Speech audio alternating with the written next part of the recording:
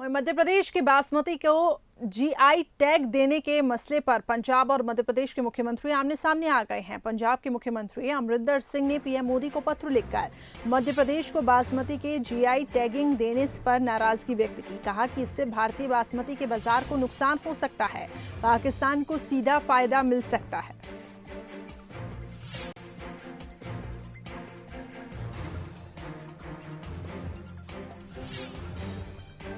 बासमती पर पंजाब और मध्य प्रदेश सरकार आमने सामने। ज्यादा हम अपडेट ले लेते हैं। विशेष संवाददाता विजय मान के हमारे साथ अधिक जानकारी के लिए जुड़ चुके हैं। विजय, ये जो टकरार हम देख रहे हैं, इसके पीछे का हमें थोड़ा गणित समझाए कि क्यों ऐसी स्थिति आखिर क्यों बनी है।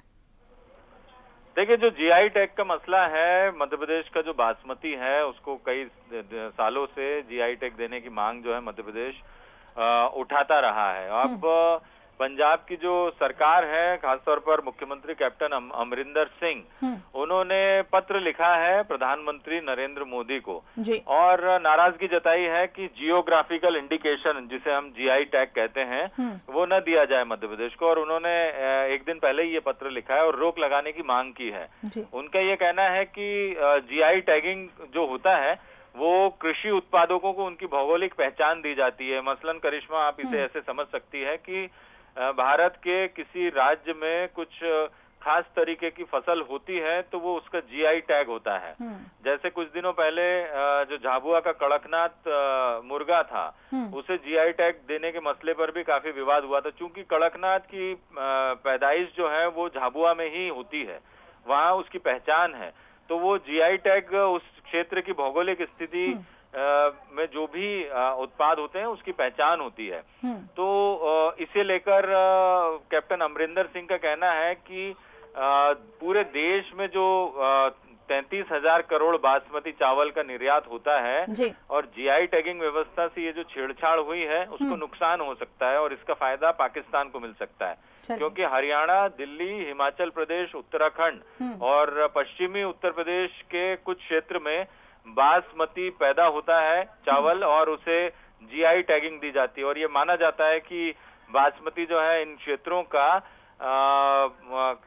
इनके क्षेत्रों की भौगोलिक स्थिति में पैदा होने वाला चावल है और उसकी जो उपयोगी उसकी जो विशेषता है वो इन क्षेत्रों से आती है, जैसे उसकी खुशबू वगैरह। लेकिन मुख्यमंत्री शिवराज सिंह चौहान ने आपत्ति इसीलिए जताई है। उनका कहना है कि प्रदेश के 13 जिलों में 1908 से बासमती की पैदाइश हो रही है, बासमती चावल किसान उगा रहे हैं। तो मुख्यमंत्री शिवराज सिंह चौहान का कहना है कि कैप्टन अमरिंदर सिंह ने ये जो पत्र लिखा है वो राजनीति से प्रेरित है और मध्य प्रदेश के किसानों ने आखिर अमरिंदर सिंह का बिगाड़ा क्या है, क्योंकि वो इतने सालों से पैदावार कर रहे हैं, फसल उगा रहे हैं। और ये भी कहा है कि यदि मध्य प्रदेश को भी जीआई टैगिंग मिलती है बासमती की, तो इससे अंतर्राष्ट्रीय बाजार में बासमती का जो स्टेबिलिटी है वो और ज्यादा अच्छी होगी, बजाय इसका विरोध करने के। तो इस पर पंजाब और मध्य प्रदेश अब आमने सामने है। जी बिल्कुल, अब दोनों राज्यों की सरकार आमने सामने आ गई है। बहुत बहुत शुक्रिया विजय हमारे साथ जुड़ने के लिए। तो कुछ रिएक्शंस भी हमें मिल रहे हैं, आइए सुनते हैं गृह मंत्री नरोत्तम मिश्रा ने क्या कुछ कहा इस पूरे मसले पर।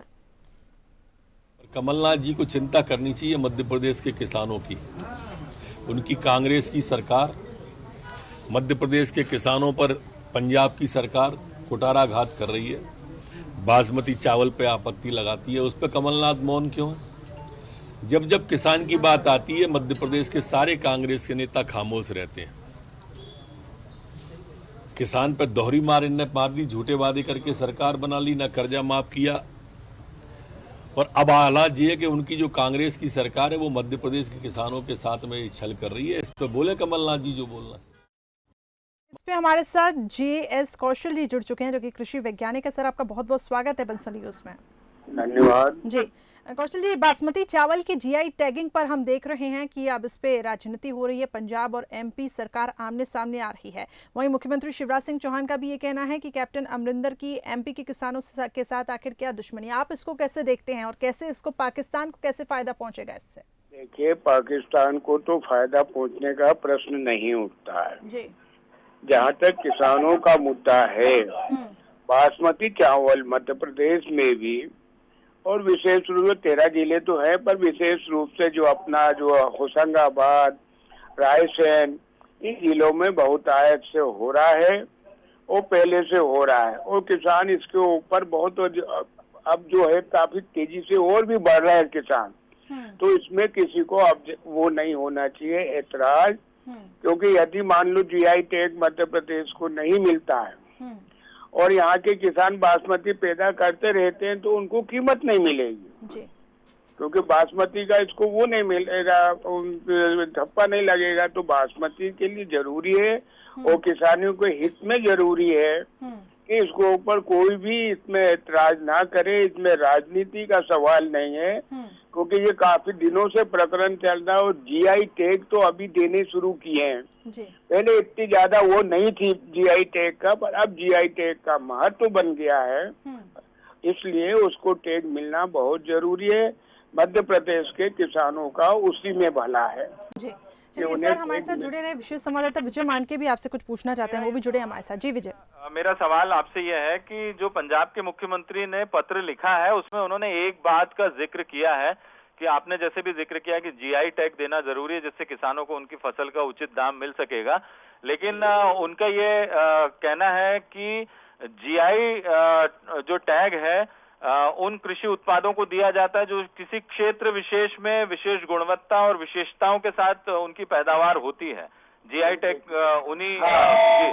तो इसमें सवाल यह है कि जैसे हरियाणा, दिल्ली, हिमाचल, उत्तराखंड, इन राज्यों में जो बासमती होता है, क्या उसकी गुणवत्ता और मध्य प्रदेश में पैदा होने वाले बासमती की गुणवत्ता में क्या आप कोई अंतर देखते हैं? कोई अंतर नहीं है। उसके लिए नाम निर्धारित है। यदि किसी को आपत्ति है तो उस नाम के आधार पे यहाँ पे पैदा होने वाले चावल को टेस्ट किया जा सकता है। और जो जीआई टैग देते हैं वो इन सब मान्य को निर्धारण को मानक को देख के ही देते हैं, बिना मानक के नहीं देते हैं। वैसे यदि सही बासमती की बात की जावे, यदि इसके बहुत पुराने आप इतिहास में जाओगे तो अपन देहरादून के बासमती को सबसे उच्च श्रेणी का मानते हैं जी। और वो भी मेरे को जहाँ तक जानकारी है और मैंने जानकारी इकट्ठी की उसके अनुसार देहरादून के सिर्फ 8 गांव हैं जहाँ का बासमती विशेषता रखता है जी। अब वो गुणवत्ता दूसरी जगह तो नहीं आती, क्योंकि जमीन की हालात, एग्रो क्लाइमेटिक जिसको हम बोलते हैं, सूक्ष्म माइक्रो क्लाइमेट बदलती है। परंतु बाकी यदि मानक देखें तो ये मध्य प्रदेश में पैदा होने वाला या उत्तराखंड में पैदा, पंजाब, हरियाणा, जहाँ की भी बात कर रही है, वहाँ के मानक के अनुरूप ही पैदा हो रहा है मध्य प्रदेश में। इसलिए उसमें ऐतराज करने का कोई प्रश्न नहीं उठता है जी। और मेरा एक और सवाल यह है कि आपने कहा कि गुणवत्ता में कोई फर्क नहीं है, तो क्या इन राज्यों को ऐसा लग रहा है कि मध्य प्रदेश भी जब रेस में शामिल होगा तो फिर उनके बासमती की वैल्यू जो है वो कम हो जाएगी? क्या हम इसे इस रूप में देखें? और दूसरा, मुख्यमंत्री ने इसका विरोध करते हुए ये बात कही है कि अंतर्राष्ट्रीय बाजार में स्टेबिलिटी आएगी यदि मध्य प्रदेश के बासमती को जीआई टैग मिलता है। इससे कितना सहमत है आप? अंतर्राष्ट्रीय बाजार में पहचान मिलेगी मध्य प्रदेश को और बाकी पूरे बासमती को? मध्य प्रदेश को अंतर्राष्ट्रीय बाजार में विशेष पहचान मिलेगी जी। क्यों? क्योंकि हम मध्य प्रदेश में हमारा जो पूरे हिंदुस्तान का ऑर्गेनिक जो जैविक अपन बोलो तो जैविक का सर्टिफाइड एरिया हमारे यहाँ 40-42% है जी।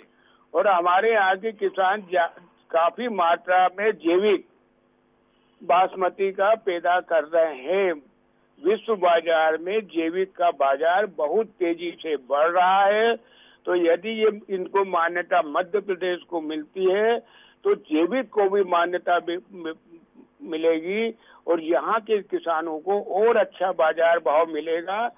पंजाब, हरियाणा के किसानों को इससे कोई नुकसान नहीं होगा, परंतु मध्य प्रदेश के किसानों को बहुत ज्यादा फायदा होगा, क्योंकि जो लोग जैविक नहीं भी कर रहे हैं वो बड़ी तेजी से जैविक की तरफ बढ़ आवेंगे जी। चूंकि आपका अनुभव काफी है कृषि क्षेत्र में, तो पहले भी 2 बार खारिज हो चुकी है आपत्ति। ये जो दावा है मध्य प्रदेश का 2 बार खारिज हो चुका है। एक तो मद्रास हाई कोर्ट ने भी खारिज किया था। तो आपको क्या लगता है कि सरकार को आप पुरजोर तरीके से इस पर अपनी बात रखनी चाहिए कि मध्य प्रदेश के दावे को स्वीकार किया जाए? जी पूरे पुरजोर के साथ वैज्ञानिक तथ्यों के आधार पे एक वातावरण बनाना चाहिए और अपनी बात कोर्ट में और जीआई देने वाली संस्था के सामने पुनः पुनः बार बार रखना चाहिए, क्योंकि जब तक जीआई की मान्यता नहीं मिलेगी मध्य प्रदेश के किसानों को लाभ नहीं मिल पाएगा, चाहे हम जैविक पैदा कर ले चाहे हम केमिकल पैदा कर ले। बिल्कुल सही कहा आपने। और जीआई टैग को लेकर मध्य प्रदेश के किसानों के हितों को ध्यान में रखते हुए सरकार ने कोशिश भी बहुत की है।